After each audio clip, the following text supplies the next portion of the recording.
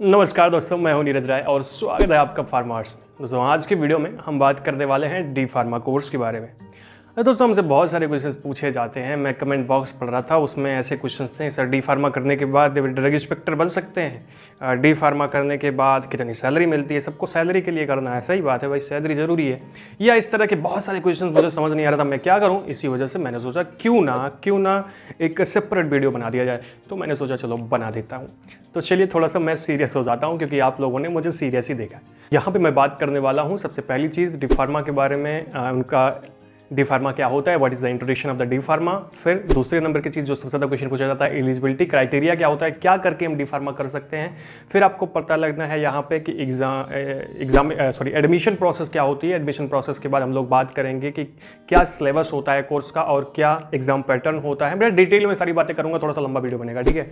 और फिर स्कोप क्या होता है इसका, स्कोप के बाद में हम लोग बात लास्ट में करेंगे कि ये कोर्स आपके लिए कितना सही है। तो चलिए शुरुआत करते हैं आज के वीडियो की और देखते हैं सारी चीज़ें। तो अगर हम यहाँ पे बात करें कि डी फार्मा कोर्स क्या होता है, तो डी फार्मा कोर्स एक डिप्लोमा कोर्स होता है, नाम से पता चलता है। 2 साल का कोर्स है, 3 महीने की इंटर्नशिप होती है।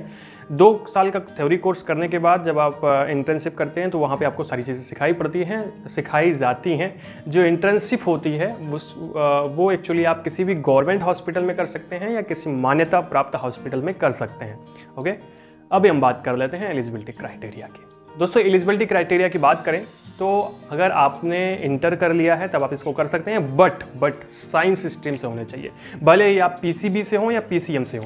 मैथ से हैं आप कर सकते हैं, बायो से हैं आप बिल्कुल कर सकते हैं, ठीक है। तो डी फार्मा करने के लिए साइंस स्ट्रीम से आपने इंटरमीडिएट पास किया हो विद आपको 45 to 50% आपके मार्क्स होने चाहिए एग्रीगेट सब्जेक्ट में, like physics chemistry math, physics chemistry bio में, ठीक है। तो ये कुछ क्राइटेरिया होता है आपका। एक्चुअली आपका फर्स्ट डिवीजन होना चाहिए अगर आप जनरल हैं तो, ठीक है, इंटरमीडिएट में, तब आप डी फार्मा कर पाएंगे।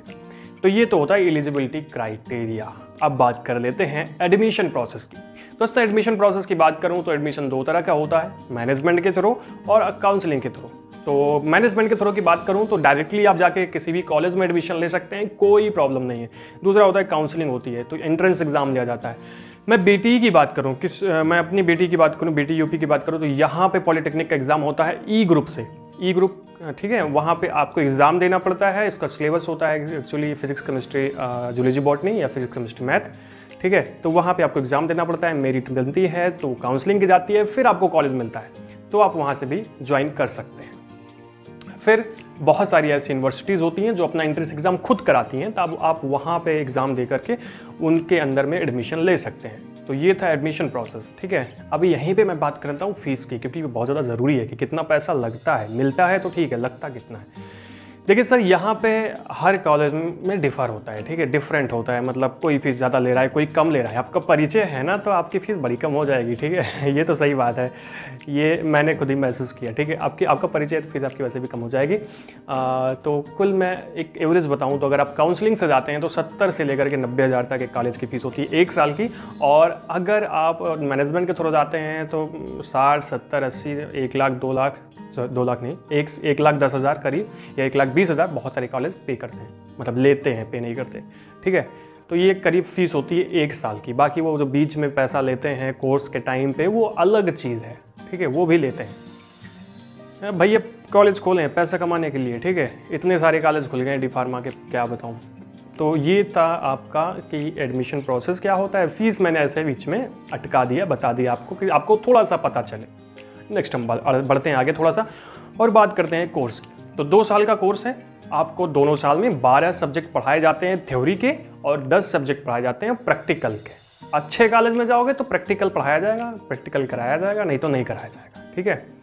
तो सब्जेक्ट का नाम ले लेता हूँ क्योंकि ये ज़रूरी है, मैंने कहा डिटेल में बना रहा हूँ। तो देखो फर्स्ट ईयर में आपको 6 सब्जेक्ट पढ़ाई जाती है, सेकेंड ईयर में आपको 6 सब्जेक्ट पढ़ाई जाती है जो कि थ्योरी की होती है।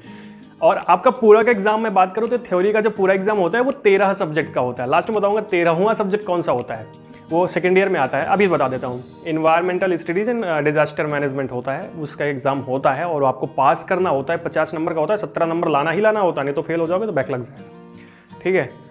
मैं यूपी की बात कर रहा हूँ, यूपी में ऐसा होता है, मुझे और स्टेट का नहीं पता बहुत ज़्यादा। मैं बात कर लेता हूँ उस सारे सब्जेक्ट की। जैसे फर्स्ट ईयर में आपको 6 सब्जेक्ट कौन कौन सा पढ़ाया जाता है। पहला आपका फार्मास्यूटिक्स फर्स्ट पढ़ाया जाता है, pharmaceutics first, pharmaceutical chemistry first, जिसको हम इनऑर्गेनिक केमिस्ट्री कहते हैं। इनऑर्गेनिक केमिस्ट्री में आप इनऑर्गेनिक मेडिसिन के बारे में पढ़ते हो, उसके फार्मूले के बारे में पढ़ते हो।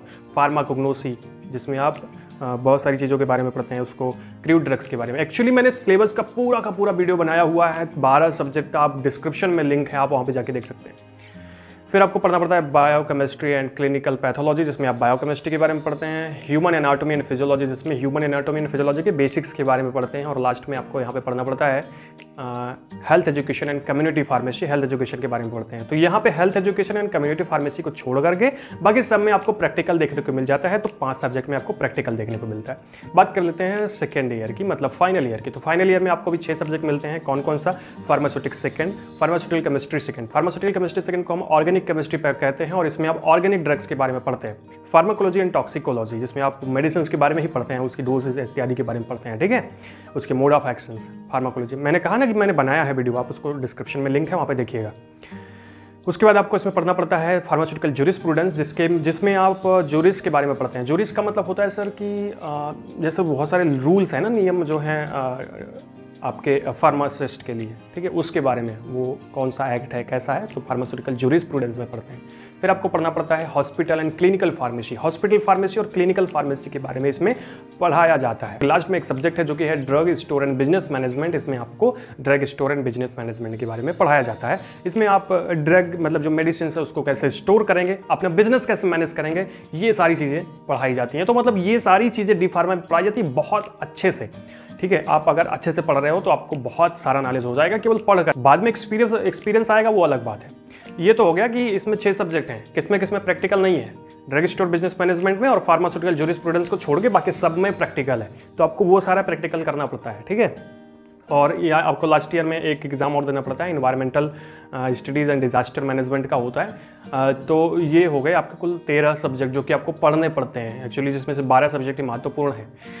तो ये था एग्ज़ाम, ये हो गया आपका कोर्स और सिलेबस। अब बात कर लेते हैं एग्ज़ाम पैटर्न की। यूपी की बात करें तो यहाँ पे आपको 80 नंबर का थ्योरी एग्ज़ाम होता है, 80 नंबर का प्रैक्टिकल एग्ज़ाम होता है। प्रैक्टिकल में आपको 20 नंबर का सेशनल होता है जो कि कॉलेज वाले देते हैं, और 20 नंबर का थ्योरी में भी सेशनल होता है जो कि कॉलेज वाले देते हैं, ठीक है। ये एग्ज़ाम का पैटर्न होता है, इस तरह से आपके एग्जाम्स होते हैं।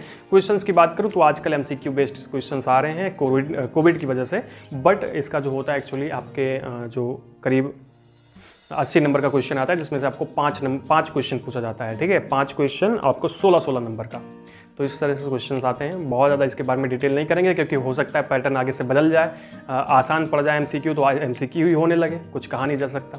तो ये तो हो गया एग्ज़ाम का आपका पैटर्न और सिलेबस। अभी हम बात करते हैं अगली चीज़ की जो कि है आपका स्कोप। स्कोप क्या है, मतलब इसको करने के बाद आप क्या क्या कर सकते हैं। सर डी फार्मा करने के बाद आप 3 चीज़ें कर सकते हैं मुख्य रूप से। अपना कोई काम कर सकते हैं, प्राइवेट जॉब कर सकते हैं, गवर्नमेंट जॉब कर सकते हैं। सर बहुत ज़्यादा क्वेश्चन पूछा जाता है कि सर गवर्नमेंट जॉब कर सकते हैं कि नहीं कर सकते। बिल्कुल कर सकते हैं। आप फार्मासिस्ट के बेस पे आप जॉब कर सकते हैं। सेंट्रल गवर्नमेंट में वैकेंसीज आती हैं, स्टेट गवर्नमेंट में कुछ वैकेंसीज आती हैं, इस बार से ज़्यादा वैकेंसीज आ सकती हैं, बट कब आएंगी कुछ नहीं पता, बहुत दिन से आ रही हैं, ठीक है, लेकिन आएंगी, सब्र रखना पड़ेगा। पहले मेरिट वाइज होता था बट अब मेरिट वाइज नहीं होगा, तो ये हमारे लिए फ़ायदा है, ठीक है। तो इसमें आप फार्मासिस्ट की जॉब कर सकते हैं। अब रेलवे में आती है वैकेंसी, उसके बाद आर्मी में वैकेंसी आती है, पुलिस में पहले आती थी, शायद अब नहीं आती है, ठीक है। तो वही फार्मासिस्ट को डाल देते हैं उसमें। तो ये सब इसी तरह की वैकेंसीज आती हैं। और आपको गवर्नमेंट में मैं कहूँ तो करीब आपको मिल जाता है 35,000 से शुरुआत होती है। 2800 पे ग्रेड होता है, तो करीब 35-36 से शुरुआत होती है और फिर आगे बढ़ती जाती है सैलरी, ठीक है, 2 साल के अंदर। ये तो हो गया कि गवर्नमेंट में क्या सैलरी है, गवर्नमेंट में क्या है, कैसे है। अभी मैं बात करूं कि प्राइवेट की बात करूं तो प्राइवेट में आपको मिल सकती है, आप किसी हॉस्पिटल में जॉब कर सकते हैं, किसी मेडिकल स्टोर पे जॉब कर सकते हैं, किसी कंपनी में आप काम कर सकते हैं, किसी कंपनी में आप MR का काम कर सकते हैं, मार्केटिंग रिप्रेजेंटेटिव के रूप में काम कर सकते हैं। ये सारी चीज़ें आप कर सकते हैं।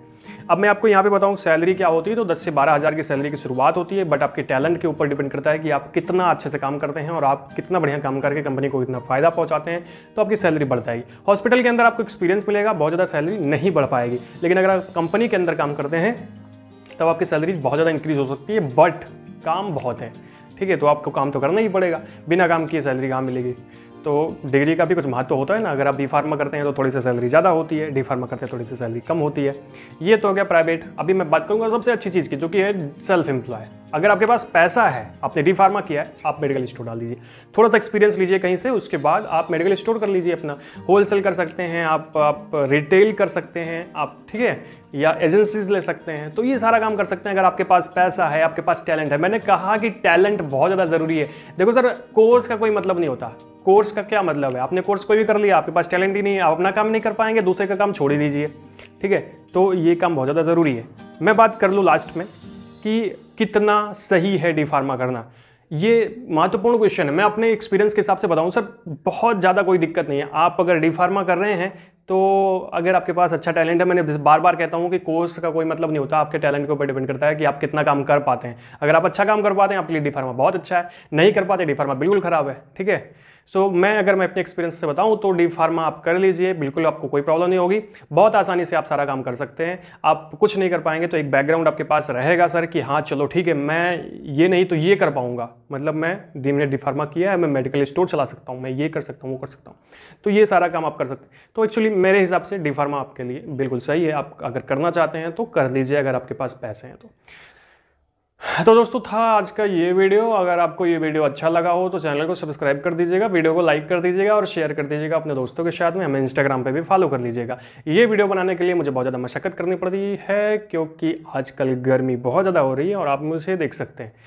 तो इसलिए थोड़ा सा ऐसे कोऑपरेट करिए। चैनल को सब्सक्राइब नहीं किया है तो सब्सक्राइब ज़रूर कर दीजिएगा और वीडियो को लाइक ज़रूर कर दीजिएगा। दोस्तों मिलते हैं नेक्स्ट वीडियो में कुछ अलग टॉपिक के साथ में। नमस्कार।